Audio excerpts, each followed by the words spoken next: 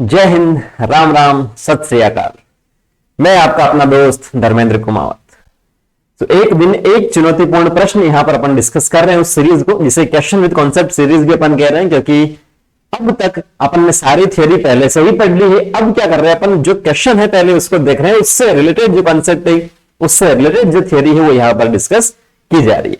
इससे अपन को क्या होगा, आइडिया यहां पर हो जाएगा किस टाइप से क्वेश्चन पूछा जा सकता है, पूछा गया है, एनसीईआरटी के स्टेटमेंट को कैसे तोड़ मरोड़ रहे हैं, वो सारा सब कुछ अपन को यहां पर क्लियर हो जाएगा। ठीक है, सो आज के सेशन में एक बहुत अच्छा क्वेश्चन यहां पर अपन करेंगे, उससे रिलेटेड जो भी कॉन्सेप्ट है उसको मैं ट्रिक आपको बताऊंगा एनसीईआरटी की, जो अभी तक आपको कहीं पर भी नहीं मिलेगी। बहुत अच्छी ट्रिक है, मजा आएगा आपको। सेशन के लास्ट में एक और क्वेश्चन जो मिलेगा वो कल के लिए रहेगा, उसका जवाब आपको कमेंट सेक्शन में कमेंट करके देना है अगर आता है तो। ठीक है, तो स्टार्ट अपन करते हैं क्वेश्चन विद कॉन्सेप्ट हिंदी माध्यम विद्यार्थियों के लिए बिना टाइम वेस्ट किए हुए।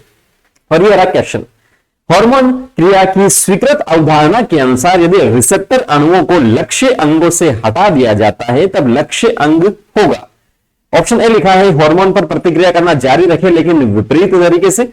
ऑप्शन बी लिखा है बिना किसी अंतर के हार्मोन पर प्रतिक्रिया करना जारी रखे। ऑप्शन सी लिखा है हार्मोन पर प्रतिक्रिया करना जारी रखे लेकिन उच्च एकाग्रता की आवश्यकता होगी। और ऑप्शन डी लिखा है हार्मोन पर प्रतिक्रिया ना करना है। इंग्लिश में भी लिखा है क्वेश्चन, क्योंकि नीट में यही होता है कि अगर हिंदी में या किसी दूसरी लैंग्वेज में कोई करेक्शन है तो इंग्लिश वाले को वैलिड माना जाता है ऐसा।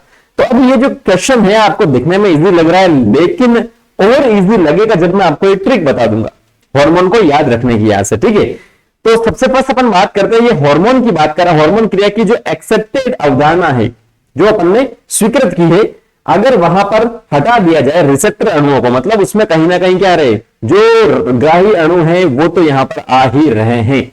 अब इसको समझो आप लोग। मनुष्य की बात करते हैं तो जो हार्मोन है किसी ना किसी क्या होता है, ग्रंथि से रिलीज होता है। मान लो अपने पास कोई ग्रंथि है, कोई ग्लैंड है, और ये ब्लड जो ब्लड है अपना या ब्लड वेसल से जो भी बॉडी फ्लूइड है उसके थ्रू क्या करेगा, जो टारगेट अपना ऑर्गन है, जो क्या है अपना टारगेट या जो लक्ष्य अंग है, लक्ष्य उत्तक है, वहां पर जाके वो अपना एक्ट करेगा लक्ष्य पर, हार्मोन जो भी होगा वो। ठीक है, ये हार्मोन है यहां से सिंपल सा। अब ये जो हार्मोन है टारगेट पे जाएगा, सीधा ऐसा नहीं है टारगेट पे जाएगा और मजे कर रहा है वहां से अपना काम कर रहा है, उसके लिए कुछ उसको स्टेप फॉलो करने पड़ेंगे, कुछ नियम कायदे इसके लिए भी यहां पर। तो जो लक्ष्य है आपके पास, लक्ष्य उत्तक या अंग है, वहां पर क्या होते हैं स्पेसिफिक टाइप के ग्राही होते हैं। वहां पर क्या होते हैं स्पेसिफिक टाइप के ग्राही होते हैं, रिसेप्टर जिसे अपन कहते हैं। और हर एक हार्मोन के लिए ये जो ग्राही है वो स्पेसिफिक होता है, ऐसा नहीं कि सभी हार्मोन के लिए एक ही है, नहीं, अलग अलग हार्मोन के लिए अलग अलग ग्राही होंगे, अलग अलग अंग पर। ठीक है, ये ग्राही है। तो जब आपके पास हार्मोन आएगा और ये हार्मोन ग्राही के साथ में या रिसेप्टर के साथ में जुड़ेगा तो वो एक सम्मिश्र यहां पर बनाता है, जिसे अपन कहते हैं हार्मोन ग्राही सम्मिश्र। हार्मोन ग्राही रिसेप्टर कह सकते हैं, हार्मोन ग्राही सम्मिश्र इसे अपन सिंपल सा कह सकते हैं। ठीक है, हार्मोन ग्राही रिसेप्टर कहेंगे। अब ये जो हार्मोन ग्राही रिसेप्टर बन रहा है ये दो टाइप से बनेगा, ये आपको ध्यान में रखना है। अगर कोई भी हार्मोन, क्योंकि अपन को पता है कि अगर कोई कोशिका है या उत्तक है, कोशिका किसकी बनी होती है, उसके चारों तरफ किसकी कवरिंग होती है, कोशिका झिल्ली की होती है, और कोशिका झिल्ली बनी होती है किसकी, लिपिड की। ठीक है, तो कोई हार्मोन की अगर अपन बात कर रहे हैं, ऐसा हार्मोन जो लिपिड को क्रॉस नहीं कर पाएगा, मतलब वो किसमें विलय है, वो जल में विलय है। ठीक है, तो यहां पर हार्मोन कि जो एक्शन की बात करें उसके बेसिस पे, उसके आधार पर दो प्रकार के होंगे। अगर झिल्ली पर वो जुड़ेगा, मतलब उसको झिल्ली को क्रॉस नहीं कर पाएगा, तो वो आपके पास सिंपल सा जो अपने पास हो जाएगा जल विलय वो हार्मोन यहां पर हो जाएगा।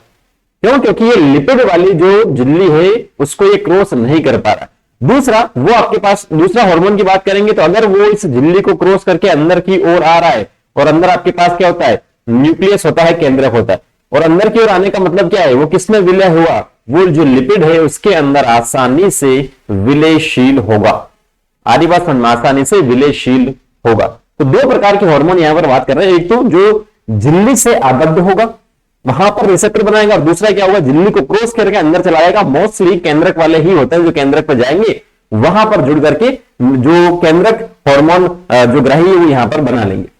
और इन सब का रिजल्ट क्या होगा, जब ये बना लेंगे, जो सम्मिश्र बना रहे, तो ये क्या करेंगे, जैव रासायनिक परिवर्तन करेंगे। ये आपको ध्यान में रखना, कंफ्यूज नहीं होना आपको कि परिवर्तन किस प्रकार का होगा, भौतिक जैविक होगा, जैविक रासायनिक होगा, जैविक भौतिक होगा। जैव रासायनिक होगा, जीव है उसमें केमिकल चेंजेस हो रहे तो वो आपके पास सिंपल सा जैव रासायनिक क्या होगा, परिवर्तन यहां से हो जाएगा। अब बात करते हैं ट्रिक की। अपन जल विलय है आपके पास, ठीक है, दो प्रकार के मैंने आपको बता दिए, जल विलय और लिपिड विलय, ठीक है, या वसा विलय जिसे अपन कह सकते हैं। आपको सिंपल सी ट्रिक ध्यान में रखनी है। एक ट्रिक जो है उसे मैं सिंपल सा याद रखने के लिए बताता हूं, पानी। क्या याद रखना है? पानी। पानी का मतलब जल, ठीक है, तो ऐसा नहीं है, ठीक है। अब देखना है आपको ये जो एग्जाम्पल आपको एनसीईआरटी में गिवन है कैसे चुटकियों में याद होते हैं। पा का मतलब पापा नहीं, पानी का पा है ये, ठीक है। सॉरी, इसको अपन दूसरे, मैं एक और इससे भी इजी ट्रिक से बता देता हूं, पानी से भी इजी ट्रिक में बताता हूं, पीसा। इससे पीसा से, पीसा आपने सुना होगा, गेहूं को पिसा खाने के लिए, पिसाना आपने सुना होगा, ठीक है। पीसा जो है इसको आपको ध्यान में रखना है, पी और ए जो आपके पास लिखा है ये दोनों मिल करके क्या बनाएंगे, पी ए बनाएंगे, और इसके आगे मैं जोड़ देता हूं NI, पानी, ठीक है। अब यहां से देखिएगा, समझिएगा, पानी, पी और ए। अब आपको पता है कि हार्मोन की कैटेगरी की अगर अपन बात करते हैं तो एनसीईआरटी के अकॉर्डिंग 4 टाइप के आपको हार्मोन दे रखे हैं, जिसमें सबसे फर्स्ट आपके पास कौन सा आता है, पेप्टाइड। इंग्लिश में लिख देता हूं क्योंकि हिंदी में भी पेप्टाइड इसे कहते हैं, पेप्टाइड कह लो, पॉलीपेप्टाइड कह लो, या प्रोटीन नेचर के जो पी है वो इसके अंदर आएंगे।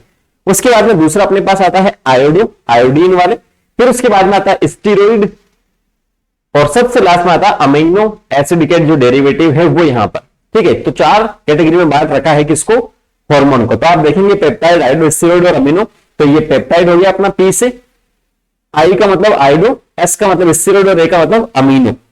अब ये जो पहला और लास्ट वाला है पी और ए जो लिखा है, पा जिसे कह रहे हैं, पा से पानी, ये आपके पास क्या हो जाएंगे, पा से पानी। इस कैटेगरी के अंदर आने वाले जो भी हार्मोन है वो क्या होंगे, जल विलय होंगे, और जल विलय होंगे तो ये झिल्ली पर जो रिसेप्टर है, जो ग्राही है, उसके साथ में जुड़ेंगे, अंदर नहीं जाएंगे, ठीक है, वहां पर कॉम्प्लेक्स बनाएंगे।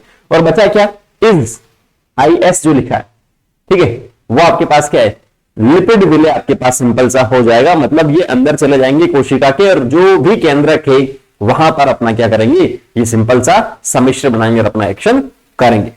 आगे बात समझ में सिंपल सा है। अब पी पेप्टाइड की अगर अपन बात करें तो इसमें सिंपल सा इंसुलिन, ग्लूकागोन इसके अंदर, ठीक है, इंसुलिन, ग्लूकागोन, पिट्यूटरी के जो हार्मोन है, हाइपोथैलेमिक हार्मोन वगैरह आते हैं।